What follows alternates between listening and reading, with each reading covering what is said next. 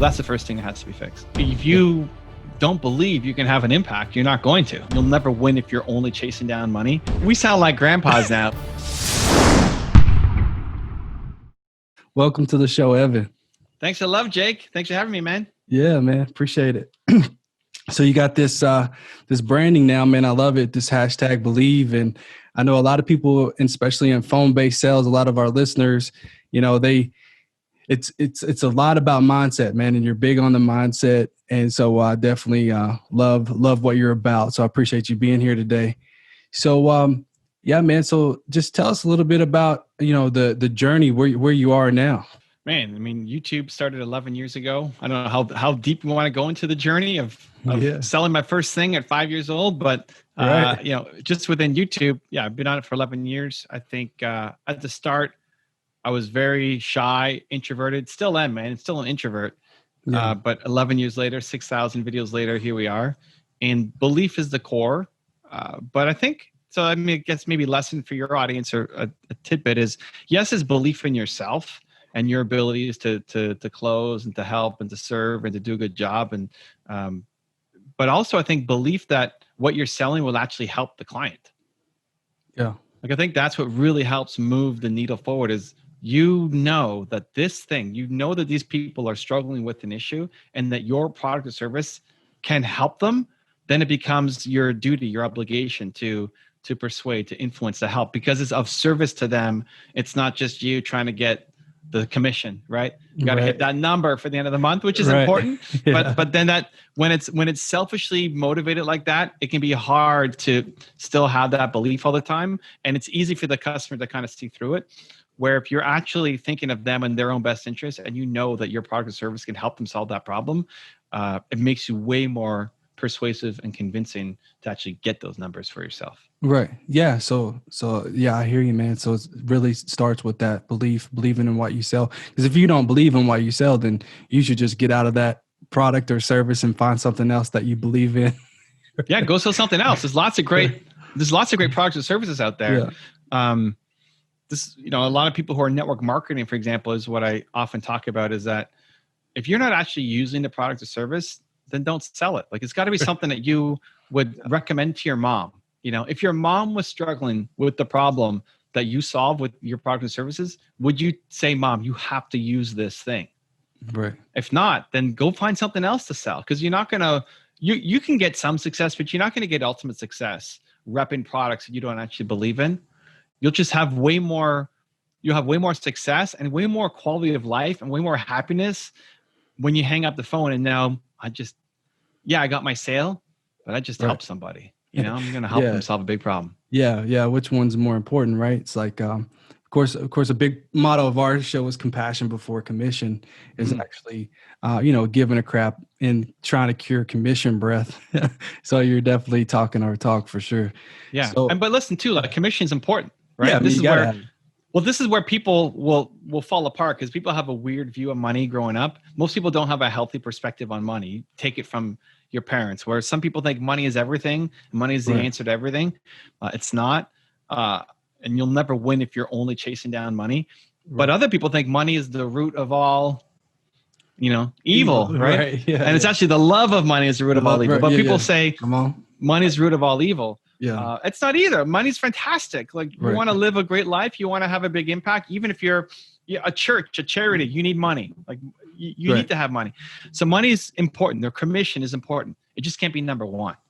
Right. Yeah. But it's got to be in your top 5. Like, if you're a salesperson and you don't care about making money, you're not going to make anything, right? It's got to be in your top 5. Yeah. But if you put in compassion first, great. Like, something's got to be above the commission, but you still have to get the commission. Like, it's still got to be in your top 5 list of priorities.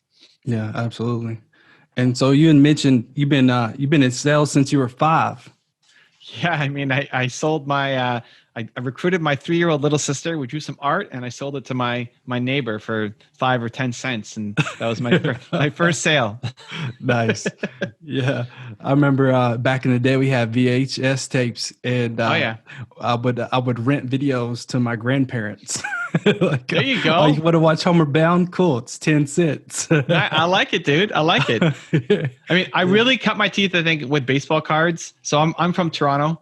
Canada. And in 92, 93, the Blue Jays, my hometown team, won the World Series of baseball. And it was also the height of Upper Deck and like baseball cards. And so I would every weekend would go and sell baseball cards, and we'd drive for an hour and a half out of the city to this big flea market, I guess, that had a lot of baseball card vendors.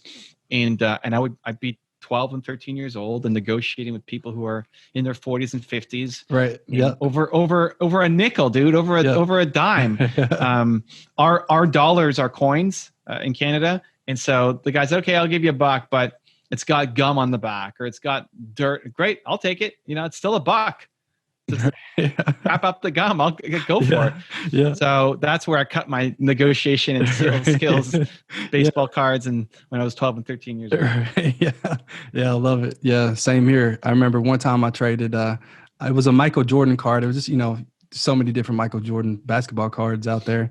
It's not like a rookie card, but I traded it for an autograph card of some other basketball player. Okay. And I remember somebody that oversaw that transaction was like, well, I can't believe he just traded that Michael Jordan card for that autograph card. And they got the little Beckett list out, like, yeah. They were like, actually, he's really smart because he just actually made $20 profit on that deal. Because I already went in knowing, Beckett every month. I mean, we sound like grandpas now, but Beckett, man, that monthly catalog that came out, I got the baseball one, but surprisingly, the Michael Jordan Upper Deck baseball card is probably the single card I had the most copies of. Right. I've got maybe 30 I still have them. Michael Jordan baseball card for the 1 year he went with the White Sox. Anyway, so good times. I didn't know we were talking about this when we got started. Right. I know, man. That's great. Yeah. I think we're both going to go digging through our garage to go find our basketball and baseball cards. Yeah. So many times I thought I wanted to put that stuff on eBay, but I just held on to it, man. Sometimes you got to stick in there and hold on to things until you can see its true value. A lot of the stuff though, like from my era, from 92, 93, a lot of it's just junk. Like it's junk wax. It just they oversaturated the production of it. So I don't have a ton of really great cards. We've got a ton of cards. I got a couple that, I keep in the collection. Definitely some signed ones that are meaningful. But most of the stuff put out in that era, in baseball, at least, I don't know, basketball, is not worth super valuable stuff, but just more emotional memories. Right. Yeah. And I see you have quite a few great people I can see going down the line here in your background. Can you kind of tell me a little bit about, why these people on the wall? Yeah. So I think having an environment that gives you confidence is really important. Yeah. If you're doing sales and you're going to go talk to somebody, you need to, whoever's more confident wins, right? So you need to feel confident before you ever pick up the phone. And that starts with, morning routine, rituals, but also the environment that you're in, the clothes that you wear, all of it really matters for your confidence. So I want to create an environment of belief whenever I walk into my office. So to, what Jake's talking about, I've got 5 canvases up on my wall. The first one you can't actually see on this angle. It's a Steve Jobs picture kind of staring me down. Yeah. Then we got AP Giannini, who's my favorite entrepreneur of all time. Then my parents, and this is me and my parents. Nice. I'm about 8 years old here, my parents. And then Howard Schultz and then Kanye West. West, yeah. I'm in Calabasas. That's awesome. Yeah. And this is, these people are staring me down every time I come to my office. Yeah. And the great thing about setting up your environment is you only have to do it once. Like I set this up with intention once, and then I show up every day, and I got these people staring me down, giving me belief, every day. And so it's a super powerful hack to think, what makes you have that confidence, have that self-belief, and then whether it's your computer background, your cell phone background, the art on your walls, how you dress and show up, even if you're working from home, will make an impact on your mental. And when your mental is strong, that converts super easy to your customers wanting to buy from you and feeling like you're speaking the truth. Yeah, which I love it. So you mentioned impact, but mental was first. But to me, like impact equals revenue, but it all starts with the mental. Yeah, if you don't believe you can have an impact, you're not going to. Right. I think it's the world's biggest problem. Right? Lack of belief, I think, is the world's biggest problem. So I like to say that everybody's got Michael Jordan level talent at something. So it's funny, we went there already with the cards, but like everybody listening, you are the greatest in the world at something. You're the Michael Jordan of something. And chances are it's not what your parents are doing or wanted you to do. And chances are it's not what you went to school for. It's something totally different. And so it starts with the belief. Like Jake 10 years ago wouldn't be thinking, yeah, I'm going to have this show. We're going to interview people. Yeah, no kidding. Right? He'd be like, you're nuts. I'm not doing that. How am I even going to get people on? Right. Exactly. But and here he is doing it, crushing it. Yeah.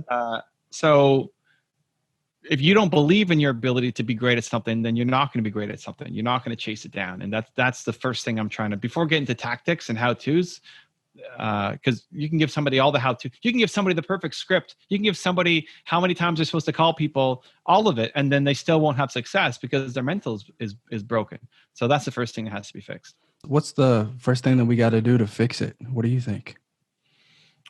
You have to remind yourself of the things that make you feel bold, confident, powerful, alive, and then put that into your morning routine, because it's a daily thing. You might have the greatest day of all time today and feel like you're unstoppable and you're the king of the world and you can do anything.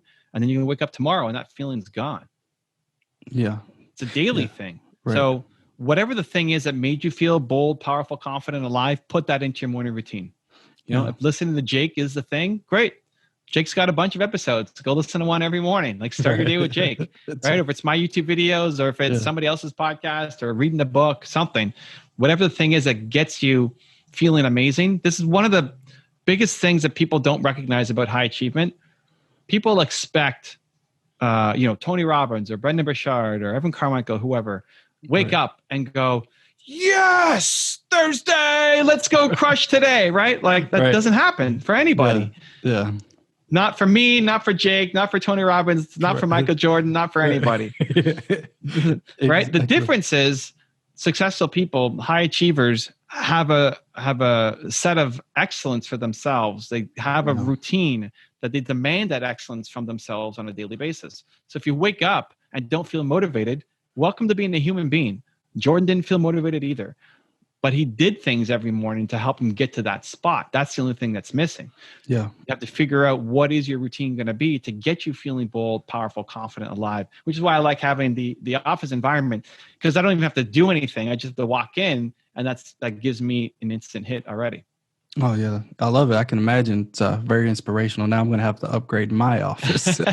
Well, it's funny. People ask me like, do you sell, like, how do I buy those pictures?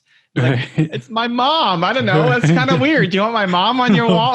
It's like, go do you. You know, like the whole point is you have your own thing that makes you feel bold and powerful and confident and alive.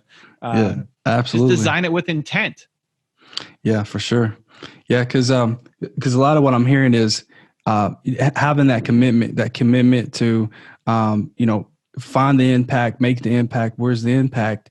But also, it's like if I'm doing something and I feel obligated to do it, there's no passion to do it. So like if you're showing up every day for a job that you don't like, that you hate, and you're doing things out of obligation, it's not from passion. So there's no commitment. That's why you're not getting any results.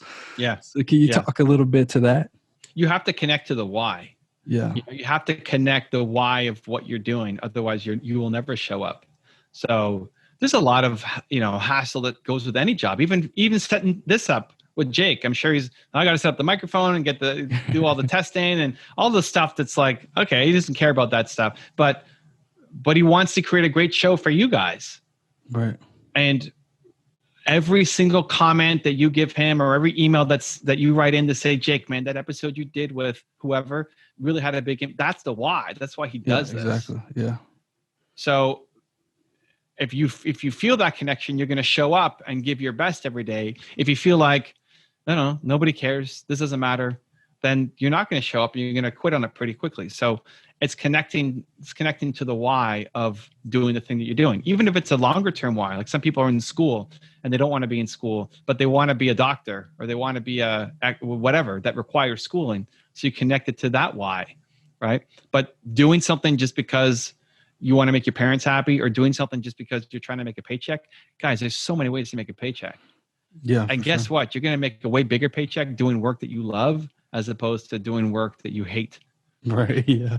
Yeah. Cause there's no commitment there. You're just doing things out of obligation. You just won't get good at it. Yeah. Yeah. You gotta love it to get good at it. Like from my YouTube channel, I've covered tons of successful people. I study more successful people than most people in just the work that I do. Modern day Napoleon Hill. Yeah. The number one, Ed Milet said that is super kind. Yeah. The number one thing that comes up over and over and over and over and over and over again from entrepreneurs to athletes to musicians to actors is love of the craft. Yeah. Love of the work, not just the results. They love getting the results. It's great getting that result, but they love the work. The work fuels them. Yeah. That's the journey. Yeah. Yeah. You have to love that part of it. And if you love it, you'll have success. You may not have instant success, but if you love doing it and you're going up against somebody who doesn't love doing it, you're going to eventually beat them. Right. Yeah, absolutely. So like a lot of like call center managers or owners might be listening to this podcast, and let's say, with the pandemic, they've had some challenges, right? All kinds of challenges. And as much as people love the idea of working from home has its challenges too, right? So let's say, for instance, there's a call center and they're just having issues with that pivot to work from home and then getting attendance, like giving people the flexibility to work from home. Now nobody's really showing up and grinding. Like what would you say to that call center manager to kind of help them through that transition? It's checking in with people to create, just like you created a structure for them. When somebody comes into a call center, maybe they've had some experience or maybe they don't know what they're doing. Like maybe this might be their first ever call center job. So what do you do for somebody who's brand new coming in? You give them structure, you give them routine, you give them a script, you give them somebody to train with, you give them a phone, you give them a computer. Like you're giving them the tools they need to be a success. Yep. You have to almost rethink that now and do it all over again for them to be a success from home. So setting a schedule, setting an office environment, right? What's going to be on the walls, right? Do they have a room they can call from where there's not a dog barking in the background and babies crying, right? Like exactly. They may not have thought this out. A lot of people who, if they love structure and routines, and they've now had success working for you because of the structure and routine that you gave them, that maps terribly to going to a home environment. Yeah, it does. It's like people who are in the military go home and a lot of people end up getting depressed because they don't know what to do. They miss the routine and structure. Here is this elite Navy SEAL who's now is overweight, depressed, and on drugs because the structure is all gone. Yeah. So it's not, it's on you, right? Not you, Jake, but you like call center manager to help them create that structure at home. Right. It could be just like the training, the onboarding you did. Now you have to figure out what is the onboarding to create a successful home office environment. So I would even do like a Zoom call with everybody, something like this. Yeah. Let's see your setup. I want to see your setup. Like, no, you can't have t-shirts hanging from, the banister. Like, no, right? Like, right, yeah. You're professional. I see the headboard of your bed. You're trying to work from the bed today? Exactly. Like, no, you got to get out of, don't sit there on your laptop on the bed. You're a professional. So you have to tell them what to do. You have to train them because they may not have you. This is the problem, is that you might be super efficient at home and how you're doing it, but don't just automatically assume that all these people who you've given a set structure to, who now have no structure, are just going to crush it like you're crushing it. This is why they're an employee, because they like the structure. You give them too much freedom. And people say they want freedom, but they actually end up hating it because they don't know what to do. And now they're at home feeling like they're disappointing you, disappointing themselves, disappointing their family, not being productive, and they don't know what to do. And that's on you as a leader to give them the structure to succeed. Right. Yeah. And so a lot of people that might be listening are like, well, Evan, that sounds great, but my challenge is right now we have to do everything commission. So we're performance based only. So like, how do I get structure in a 1099 environment when they're not technically employees, but they're independent contractors? I'm vibing with what you're saying, but how might we go about finding structure in a kind of environment where everybody has this flexibility of being an independent contractor, Well, what were they doing before COVID? Is it a COVID issue? This is just a general issue. Right. Yeah. So let's say like, Yeah, definitely would be a COVID. Yeah, because now, for instance, as an example, some of the challenges that call centers are having is like we're pivoting from working from home, and then they had to go 1099. And now COVID, some of these people were drawing unemployment too. So now they're like, well, why would I make outbound calls and do this type of work and I'm drawing unemployment, right? So it's this whole mindset thing. Like, how do we help people navigate through these times? It's effort. Like if somebody was coming on just to make a paycheck and never loved the thing and is willing to go on unemployment and take 60% of what they're making and they're good with that, that's going to be a harder person to shift. Yeah. It's your belief. Like, so here's what I think about leadership. Your job as the leader is to help train better humans. So it's not judging them for being lazy or unproductive. It's helping them see a greater future for themselves. There you go. Yeah. And this takes work. Like you might have 400 people who work from you and say, what am I going to make 400 phone calls? And but what else are you doing? Right. Yeah. Because whipping them isn't going to be the thing. If they, I don't want to be whipped by this manager. I can make 60% of what I'm making and just be home and chill and watch Netflix. But that's not actually the life that they want. Right. They're not building towards anything.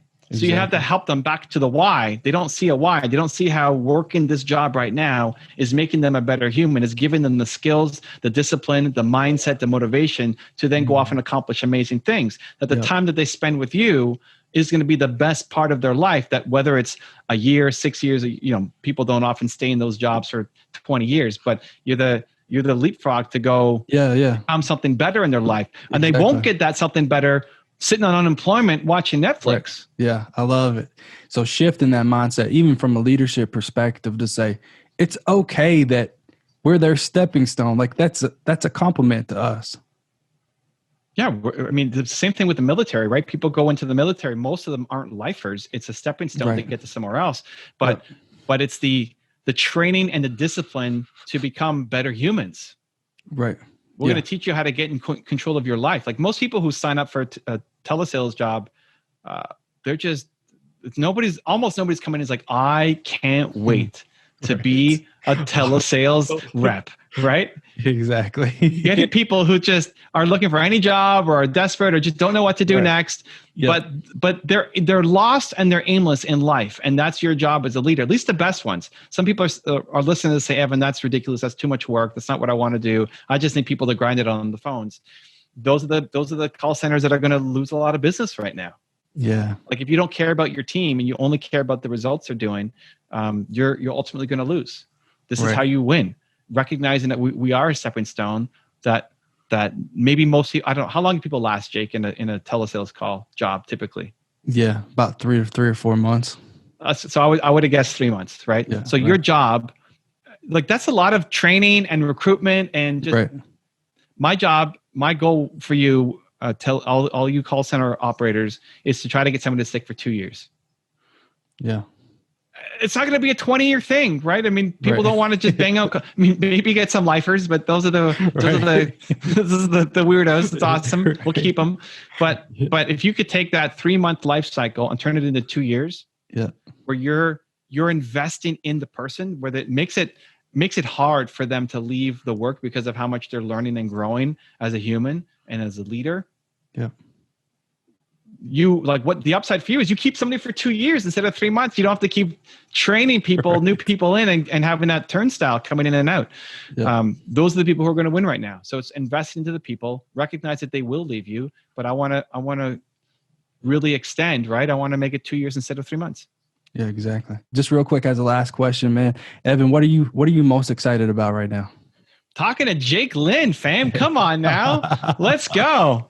Yes, and great questions. I like your vibe, dude. So listen, today's a Thursday recording this. I'm all day, like no breaks, just talking to people, podcasts, hangouts, and I love your chill vibe. You ask me questions nobody else has asked me yet today.